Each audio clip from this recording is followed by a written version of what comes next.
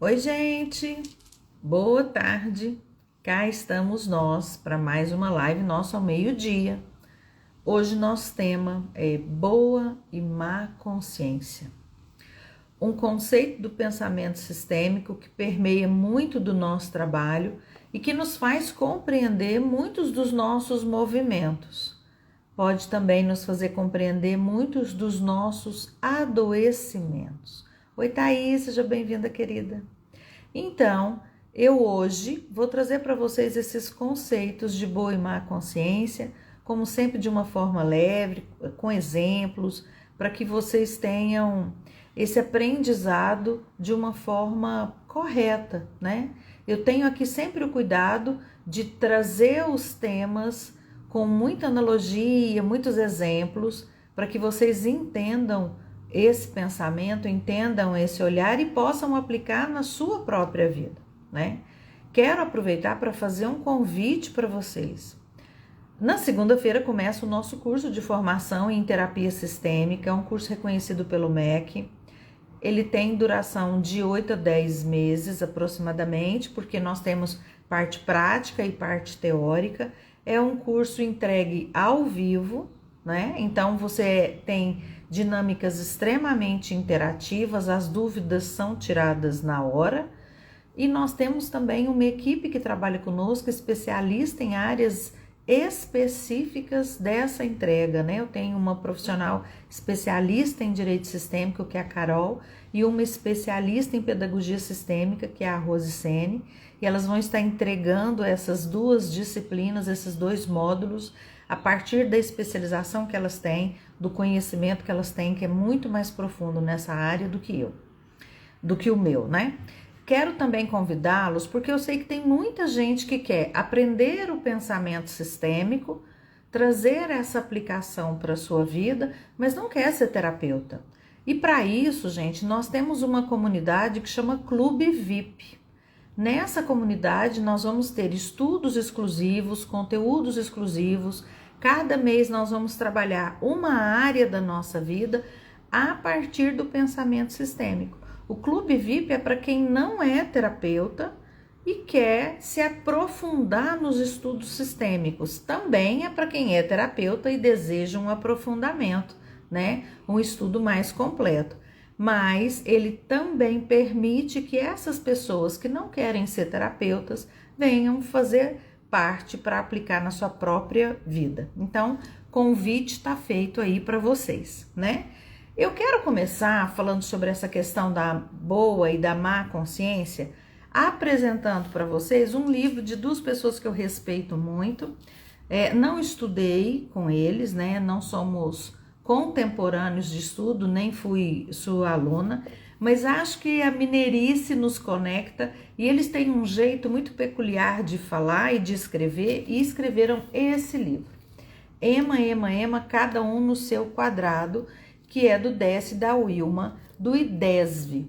Quem não segue, siga o trabalho deles, que eles têm muita contribuição, eu respeito muito, são pessoas que vieram antes de mim, honro o trabalho deles, e eu quero trazer um trechinho desse livro para vocês entenderem essa dinâmica de boa e má consciência, porque é um conceito que a gente fala sempre e às vezes as pessoas associam a boa consciência com coisas extremamente positivas ou somente positivas, né? E a má consciência a coisas mais negativas ou erradas. E não é bem isso, assim como o conceito de leve e pesado também é colocado aqui conforme a dinâmica do comportamento. Vou ler para vocês e depois nós vamos falar mais profundamente sobre isso, tá? Então aqui diz o seguinte: basta observarmos a nossa própria consciência e veremos que ela fica leve ou pesada em relação a nossas atitudes ou intenções em diversas situações. Temos a impressão de que ela fica leve ou pesada conforme fazemos isso. Porém, se desafiarmos essa impressão, veremos algo muito significativo e distinto. Imaginemos, por exemplo, uma situação na qual você chega em casa saudável e encontra membros da sua família doentes. Como se sentiria? Sua consciência estaria leve ou pesada? A maioria das pessoas responde pesada. Agora imagine que você também fique doente como eles. Apesar de doente, a consciência fica leve. Num outro exemplo, imagine uma criança criada numa família na qual todos os membros estão de alguma forma envolvidos com alguma atividade ilícita. Essa criança sai de casa com o firme propósito de roubar algo. Nesse dia, porém, volta de mãos vazias. Como se sente? Consciência pesada, é claro. O curioso aqui é que ela se sentiria de consciência leve se chegasse com as mãos cheias, 2 carteiras, iPhones e relógios roubados. E o que então gera essa sensação de consciência leve ou pesada, se não é o conceito de certo ou errado? Podemos observar de forma clara que aquilo que incrementa ou garante nosso sentimento de pertencer ao grupo nos faz sentir consciência leve. E aquilo que ameaça nosso pertencimento ao grupo nos faz sentir de consciência pesada. Gente, isso é tão... Depois eu vou colocar, né, a foto do livro com a indicação lá no nosso Stories e no nosso destaque biblioteca para vocês irem aí tendo um conhecimento e formando, né, uma biblioteca sistêmica ou até mais ampla, né, muito além do sistêmico, apesar de eu ter para mim que tudo é sistêmico, né? Em cada ponto nós cruzamos com dinâmicas sistêmicas independentemente da área. Mas então, essa boa consciência e essa má consciência, ontem eu falei um pouco sobre isso, ela está ligada ao nosso sentimento de pertencimento, que está ligada à nossa consciência pessoal, né? Vamos dizer assim, eu faço para pertencer, eu trabalho para o meu pertencimento. Então, significa que estar na boa consciência não necessariamente significa estar fazendo aquilo que é correto dentro dos padrões da consciência geral, né? O livro aí traz o caso da criança que é de uma família de bandidos, né? Se ela também for um bandido, ela vai pertencer. Então ela vai estar de consciência leve porque pertence, apesar de estar tendo um comportamento ilícito. Quantas vezes nós observamos, principalmente os adolescentes, quando eles querem pertencer a grupos, que eles começam a ter comportamentos que contrariam a família, mas corroboram com aquilo que o grupo espera deles, aquele grupo ao qual eles querem pertencer. E aí eles podem começar com algum tipo de vício, ter algum tipo de comportamento, às vezes tem até posturas iniciáticas que passam por cometer pequenos crimes, né? Ou fazer algo muito inadequado para aquilo que se espera dele dentro da família. Então, o que nós entendemos também? Eu posso estar na boa consciência dentro da minha família e na má consciência em relação aos grupos que eu quero pertencer. Assim como eu posso estar na boa consciência em relação ao meu grupo de amigos, a esse sistema, né, que eu formo com os meus amigos, e na má consciência em relação ao que a minha família espera de mim. Entenderam como isso pode mudar em determinados momentos? E como é desafiador, no meio disso tudo, a pessoa se construir como aquilo que ela verdadeiramente é. Nessa jornada de individuação, onde as máscaras vão sendo deixadas de lado. Porque muito do que é exigido de mim para pertencer, eu vou construindo a partir de máscaras que eu visto. Eu gosto de dizer que não é nem máscara, né? Às vezes a pessoa veste assim um macacão de neoprene, né? Aquilo cola nela de tal forma que nós temos que fazer um trabalho profundo para tirá-la desse lugar ou para que ela entenda que isso não é necessário dessa forma, desse jeito. Voltando lá a essa dinâmica, o que pode estar ligado a minha... E outra coisa que é importante, gente, eu posso estar na boa consciência, ir na má consciência, voltar para a boa consciência, eu posso circular. elas não são lugares hermeticamente fechados de onde eu não posso sair.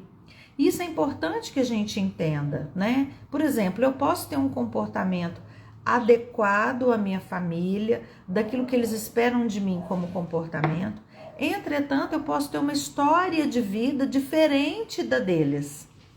Eu posso construir algo diferente daquilo que eles fizeram e sair desse círculo. Porque muitas vezes os lugares de dor onde nós permanecemos estão ligados a esse lugar de boa consciência. Tem uma história que eu gosto muito de trazer, que foi um atendimento que eu fiz.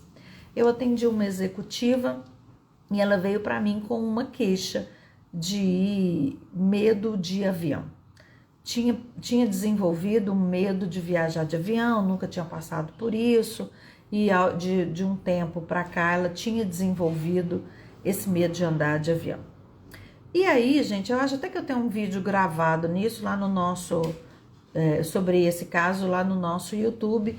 Quem não conhece o nosso canal, Patrícia Naves Garcia, sem o instituto, né, só Patrícia Naves Garcia, você vai ver que tem muitos vídeos lá, tem mais de 400 vídeos, onde a gente traz sobre o conhecimento sistêmico e dinâmicas de casos e dinâmicas de atendimento. Bom, voltando então nessa minha cliente, ela veio com essa queixa, medo de avião. Quando nós trabalhamos esse campo e essa dinâmica dela, a gente percebeu que isso estava associado à família e muito fortemente associado à irmã dela. E aí nós fomos trabalhar esse campo e ela trouxe uma reflexão, assim, ela acessou uma informação.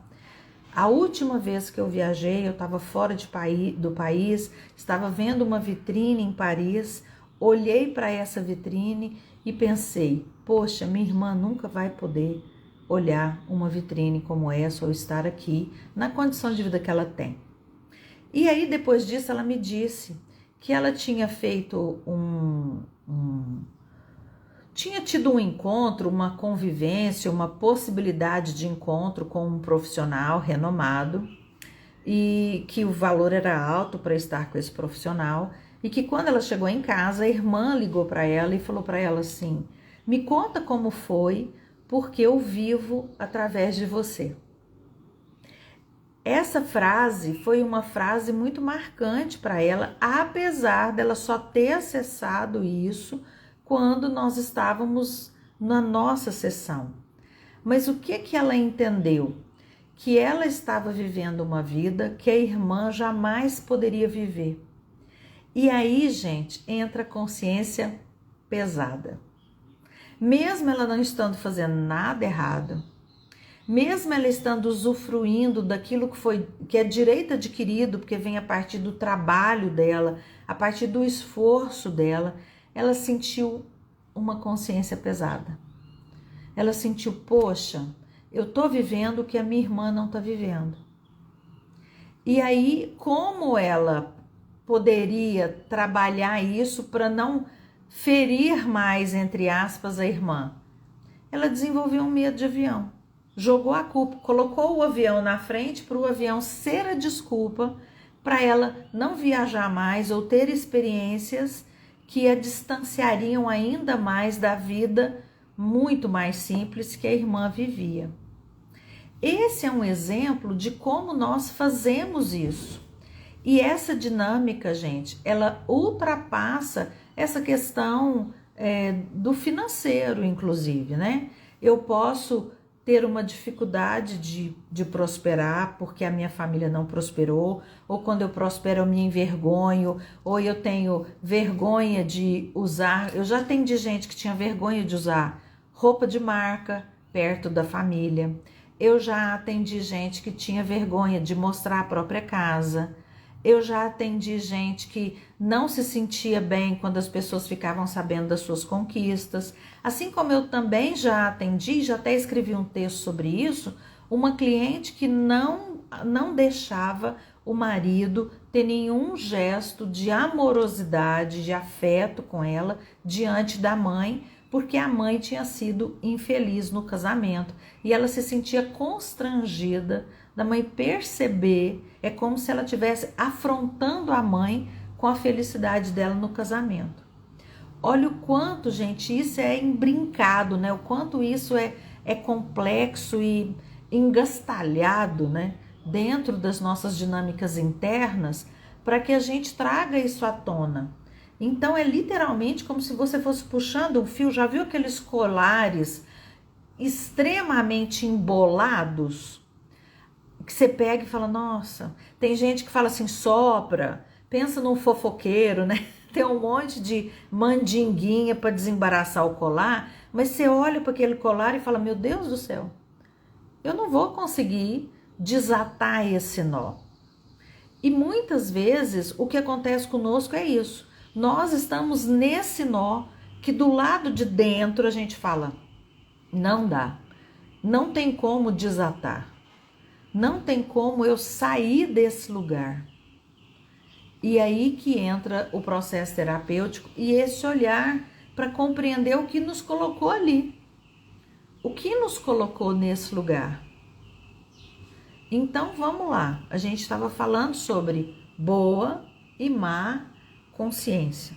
Então vocês entendem que a boa consciência é quando eu faço aquilo que esperam de mim ou quando eu vivo conforme a minha família viveu ou eu tenho ações semelhantes e destinos, entre aspas, ao que o meu sistema viveu. Entretanto, eu não posso esquecer que essa boa consciência, ela também pode operar dentro de outros ambientes. Eu trouxe aqui para vocês essa dinâmica de boa e má consciência, né? Eu trouxe aqui para vocês, por exemplo, o que nós enfrentamos dentro de uma dinâmica de grupo, de amizades. Às vezes o adolescente está na má consciência dentro do sistema familiar, mas está total na boa consciência dentro do grupo que ele está inserido, ou pela idade, ou pelos desejos, ou simplesmente para se sentir pertencente. Isso também acontece num ambiente empresarial. Quando eu vou no fluxo, mesmo vendo que alguma coisa pode não estar certa ali, mas eu sigo as normas daquele negócio, eu estou na boa consciência. E quando eu busco fazer diferente, tento trazer uma inovação, tento dar um passo para fora, eu posso sim estar no movimento de má consciência em relação ao meu grupo. Agora, o que é importante? Eu posso estar na boa consciência, me sentindo bem e tendo um comportamento ok. Eu posso estar na boa consciência, me sentindo pertencente e tendo um comportamento não ok. Como a gente disse o caso da criança que pertence à família dos bandidos. Por quê? Porque o sangue, ele grita muito forte na gente. Essa raiz, né? A gente tem até uma frase que é: o fruto não cai longe do pé. Essa raiz, ela é muito forte. Então, ela nos puxa muitas vezes como um estilingue, né? Um elástico, na verdade. Ela nos puxa de volta de uma forma muito profunda para que a gente fique nesse lugar. Mas aí então significa que eu jamais posso fazer diferente? Não. Nós podemos ter primeiro essa compreensão de que o pertencimento, ele é algo do indivíduo. Eu já nasço pertencendo, assim como eu gosto de dizer que a gente já nasce em lealdade, né? Esse pertencimento, ele é meu de direito, eu vou ser sempre filho daqueles pais, irmão daqueles irmãos, aquele é o meu lugar naquele sistema. Então eu pertenço, não necessariamente eu preciso fazer um movimento conforme o deles para seguir pertencente, eu pertenço. Isso, gente, é diferente de ser reconhecido, me sentir amado e me sentir visto pelos outros. Porque eu pertencer não significa que eu vou ser amado, ou reconhecido, ou valorizado. E é nesse lugar que, como a gente diz aqui, em Minas, o boi vai com a corda. Porque eu posso deixar de fazer coisas que eu gosto, que eu valorizo, que eu amo, que fazem sentido para minha alma, para pertencer e seguir nesse lugar de boa consciência. E posso passar uma vida inteira assim. E posso ir assim até os meus 80, 90, 100 anos. Só para não sair desse lugar do pertencimento. É muito curioso porque eu já vi casos de pessoas que não assumiram suas próprias escolhas amorosas, porque os pais, apesar de terem essa consciência, se sentiam constrangidos com aquela escolha do filho ou da filha, eles se sentiam constrangidos dentro da sociedade. E essa pessoa viveu não numa escuridão, mas por trás de um véu, até esses pais falecerem. E ela poder se mostrar de verdade. Ela poderia ter se mostrado antes? Poderia. Mas na alma dela, ela perderia o pertencimento ao fazer esse movimento em relação, indo contra aquilo que os pais esperavam que ela fizesse. Então, vamos trazer de uma forma mais simples. Eu posso ficar nesse lugar de dor, sem entender de forma nenhuma, bem-vinda Simone, sem entender de forma nenhuma que eu tô nesse imbróglio, só porque eu não quero desagradar. Mesmo que isso fira a minha essência, mesmo que isso fira a minha alma, mesmo que isso não me permita realizar aquilo que eu quero realizar. Então, a boa consciência, ela tem esse imbróglio, né, dentro do nosso sistema familiar e conversa com algo muito dentro da nossa essência, conversa com a nossa criança que quer ser vista, que quer ser reconhecida, que quer ser amada, conversa com toda aquela nossa necessidade de reconhecimento e valorização. E aí, gente, o que é importante que nós saibamos quando a gente está diante disso, ou para quem é terapeuta e está diante de um cliente passando por isso, é trazer a essa pessoa o entendimento de que esse pertencimento, ele é inegociável. É algo que você não perde. Muitas vezes eu escrevo sobre pais, né, ou mães, mas muito quando acontece isso muito em relação a pais, que eu escrevo um texto e a pessoa coloca assim: eu não tenho pai. Como eu já disse aqui pelo menos 1 milhão de vezes ao longo desses anos, nessas lives, se tem uma coisa que eu tenho certeza é que todos nós temos um pai e uma mãe. Não tem outro jeito de chegar na vida sem ser através dessa dupla dinâmica. Independente se eles são bons, certo, errado, deram certo, foi uma noite, uma vida inteira juntos, nós precisamos de um pai e de uma mãe para chegar na vida. Então todos nós temos essa duplinha. Ponto. Nunca se esqueçam disso, porque isso é assim a pedra fundamental da nossa existência e da nossa solução de vida. Se eu não aceito a minha história, eu não aceito nada mais para frente. Se eu não aceito a minha história de origem, se eu não acolho isso como essa é a minha verdade, agora eu vou fazer diferente. Vou fazer do meu jeito, mas isso foi o que aconteceu comigo. Se eu não faço esse movimento, eu não saio do lugar. Eu posso fingir que saí, mas eu não saio. Lá no fundo mesmo, tem uma dor latejando de coisas não resolvidas. E isso é igual àquela coisa, aquele ser que você coloca debaixo do tapete, né? Aquele lixo que você empurra para debaixo do tapete, mais cedo ou mais tarde você vai tropeçar nele com certeza. Com certeza absoluta, mais cedo ou mais tarde você tropeça nisso que você empurrou para não olhar. Bom, boa consciência, então, trouxe esse conceito para vocês. E aí nós temos a má consciência.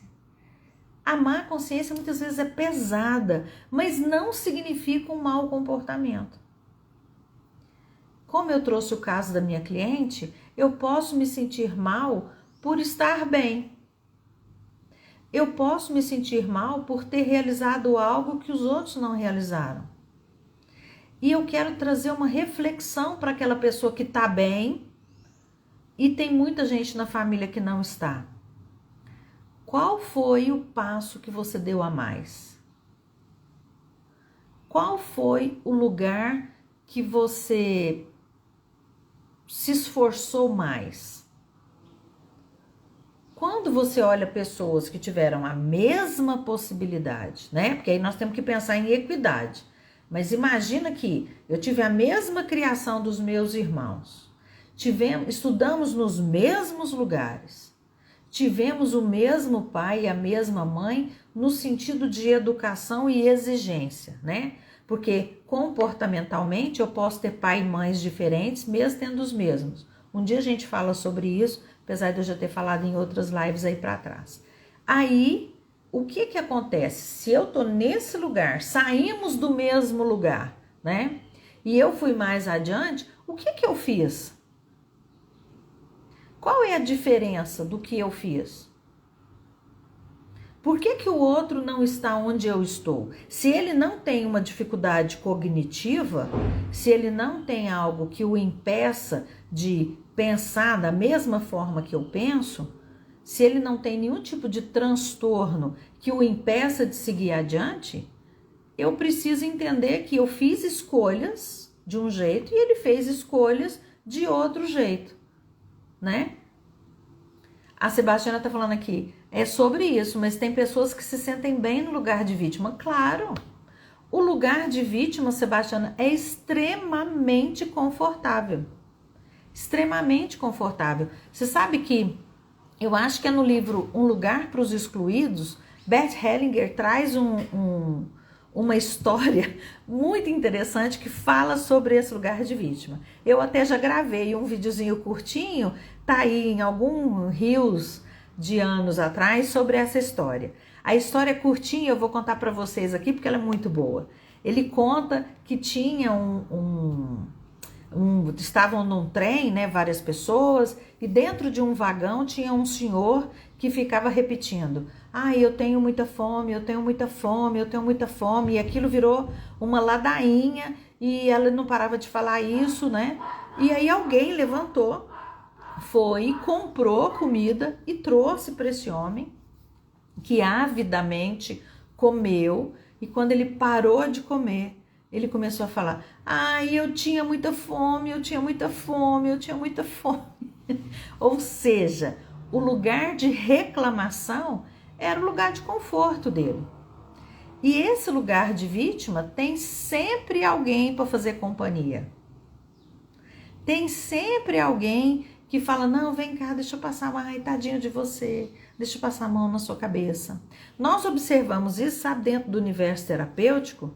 Aquele cliente que vem, aquela pessoa que vem querendo que você fale: nossa, como você é coitadinho, que dó de você. E nós não temos essa postura, né? Porque eu preciso ser uma adulta tratando de outro adulto. Nós precisamos estar nesse lugar do adulto para ir para a vida. Porque a criança não vai para a vida, gente. A criança que fica nesse lugar de queixa, de vítima, de coitadinho, de alguém cuida de mim, alguém olha para mim, alguém faça algo por mim, ela não vai para a vida. Criança não cresce, criança não ganha dinheiro, criança não casa, criança não prospera, porque a criança está esperando a autorização. A criança tem alguém que cuide dela. E se eu tenho alguém que cuide de mim, eu não consigo, eu entendo que eu não consigo fazer por mim. Se eu não consigo fazer por mim, não realizo absolutamente nada, né? Aqui a Simone trouxe: eu e minha irmã eu consegui estudar, ser independente, ela não.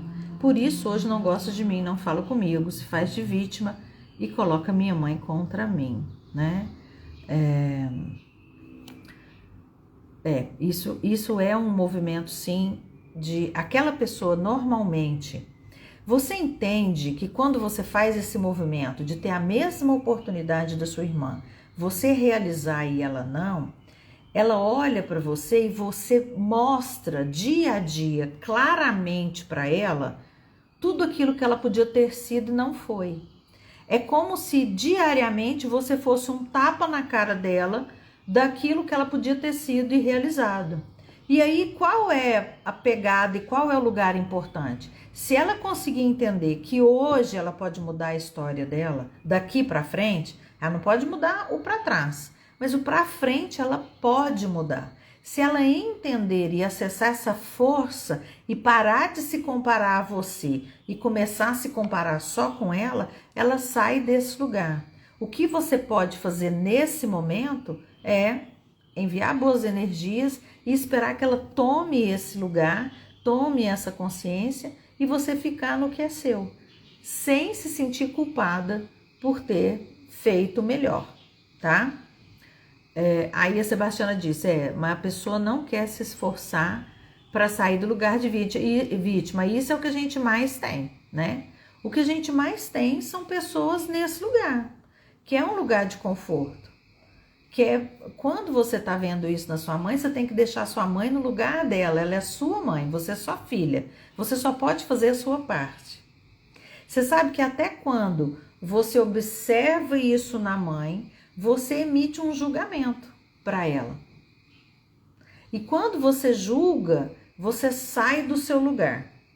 Então, o que você pode fazer, Sebastiana, quando você vê a sua mãe nesse lugar de vítima, eu até vou te sugerir, tem um vídeo meu lá no YouTube que chama Mães Narcisistas e Mães Histriônicas. O transtorno histriônico é um transtorno pouco conhecido.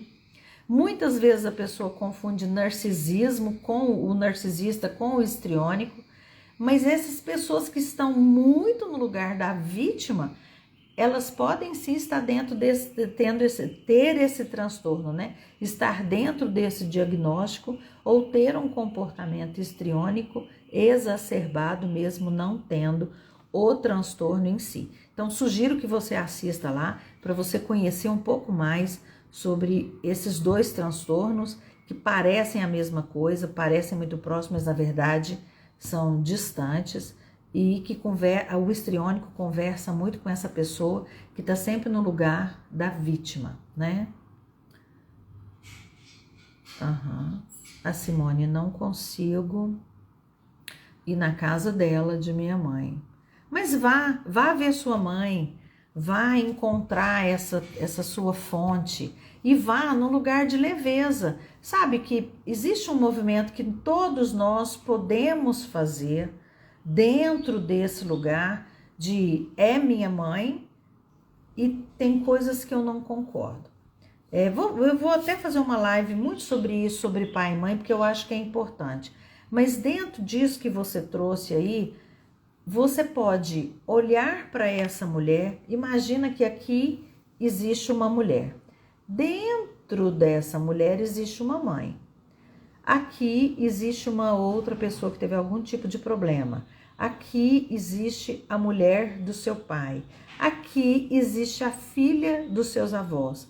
Isso tudo compõe essa mulher que dentro dela existe a sua mãe. Quando nós olhamos para os nossos pais, é importante que a gente tenha entendimento que esses pais têm pais, que eles já foram crianças, que eles também têm seus medos e seus desafios e que eles também não sabem tudo. Eles têm o direito de errar, eles são falíveis, né? Tá dentro da humanidade deles eles serem falíveis.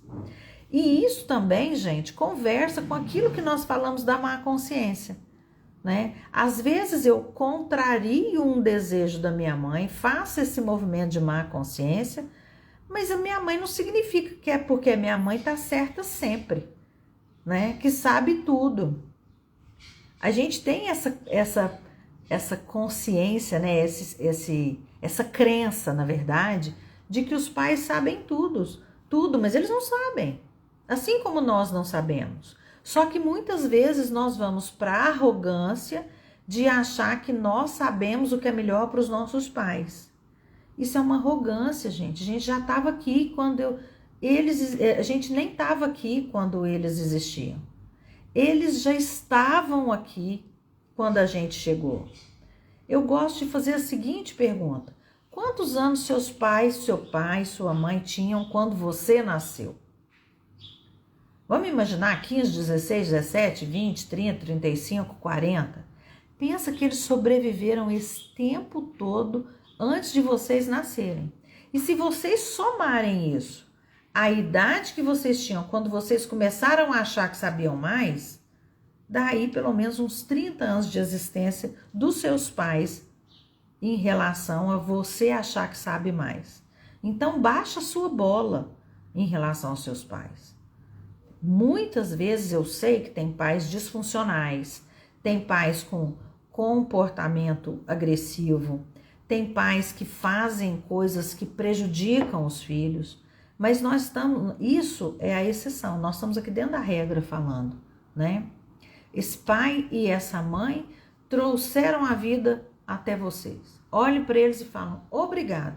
Independente do que vocês fizeram com as suas histórias, eu vou daqui para frente fazer por mim. Eu respeito as suas decisões, porque inclusive as suas decisões me permitiram chegar na vida. E aí, gente, desse lugar de só filho, eu consigo seguir adiante. Se eu fico tentando olhar para trás, né, e falar, não, você tá errada, você tem que fazer desse jeito, você tem que fazer daquela... Entende que eu estou aqui, meus pais estão atrás de mim e a vida tá na frente. Se eu tô aqui parada, olhando para trás, tentando corrigir os meus pais ou mudar a história deles, eu não olho para frente. Eu não olho para frente. Olhem para a vida de vocês para frente. Para trás eu olho e falo, ok, foi desse jeito. Reconheço que tem coisas que não foram boas, mas qual é o aprendizado que eu posso tirar disso e o que eu posso fazer daqui para frente? Sai desse lugar de querer mudar o outro. Eu só mudo a mim mesma, já disse isso 1 milhão de vezes, tá? Amanhã a gente segue com a nossa conversa sobre essa dinâmica das nossas consciências. Tem aqui uma pergunta, o que leva uma filha a não ajudar uma mãe? Um monte de coisas. Essa mãe precisa de ajuda? Primeira pergunta. Essa mãe precisa realmente de ajuda? Né? Como foi essa relação dessa mãe com essa filha? O que está acontecendo na história dessa filha para que ela negue ajuda a essa mãe? Até porque nós sabemos que quando os nossos pais e qualquer outra pessoa, né, gente? Porque faz parte do sermos bons cidadãos. Qualquer pessoa que precise de uma ajuda que eu posso dar, eu preciso fazer um movimento. Faz parte da minha consciência de cidadã, né? De ser humano, ajudar aquele que eu posso ajudar. Agora, uma pergunta, Tatiana, como essa, cabe um monte de coisas. Não entendo o contexto, não sei por que essa filha nega esse olhar para essa mãe, não sei o que ela carrega dentro de si, não sei sobre a relação delas. Então, tem muitas coisas que podem estar aí emaranhadas nessa dinâmica e seria até um erro meu falar é isso, aquilo ou aquilo outro. Preciso conhecer melhor o caso em profundidade, né? Como lidar com uma família totalmente narcisista, machista, começando pela mãe? Tá. Carioca da Gema, não sei seu nome, mas vamos dizer o seguinte. Imagina você que você é uma grande pedra onde as coisas e as pessoas batem e voltam. Existe um exercício que chama existe um exercício que chama pedra cinza. Você pode fazer esse exercício. Aquilo que você recebe dessas pessoas, você não deixa entrar. É entender que o que está sendo disparado contra você não te pertence, não tem a ver com você e é de uma dinâmica do outro. Esse é um exercício que nós ensinamos quando a pessoa está numa dinâmica, numa convivência com alguém narcisista e ela não consegue sair desse lugar. Eu quero até aproveitar para te dizer que eu tenho um dossiê completo, chama Dossiê Narcisismo, tá no Hotmart, custa R$39. São vários vídeos que eu gravei explicando sobre o narcisismo. Antes de ser moda, né, falar sobre narcisismo, já é um trabalho mais antigo meu, mas está disponível na Hotmart e você pode clicar no link da nossa bio, Dossiê Narcisismo, e adquirir para você conhecer mais. Mas esse exercício da pedra cinza é um exercício possível de você realizar. Eu tenho uma série sobre narcisismo que eu gravei, tá lá no meu YouTube. Você clica em ao vivo no nosso canal Patrícia Naves Garcia e tem lá 7 horas de gravação sobre narcisismo, tá, Tati? Eu espero que te ajude e você pode também adquirir, como eu disse, esse dossiê que a gente tem gravado. Mas começa lá pelo YouTube que já tem muita contribuição. Amores, um beijo. Amanhã tô aqui meio-dia. Reforço o convite para vocês virem para as nossas comunidades, para os nossos clubes, para os nossos projetos, para aprender a trabalhar com dinheiro, para aprender a ser terapeuta, para aprimorar o seu trabalho terapêutico. Nós temos aí um curso que nós estamos lançando, né, em fevereiro, que é o curso de saúde sistêmica. Em fevereiro também começa a nossa comunidade de negócios. Se você quer aprender a trabalhar dentro dessa área de finanças, venha fazer parte. Tem muita coisa boa aí dentro dos nossos projetos e você pode vir fazer parte.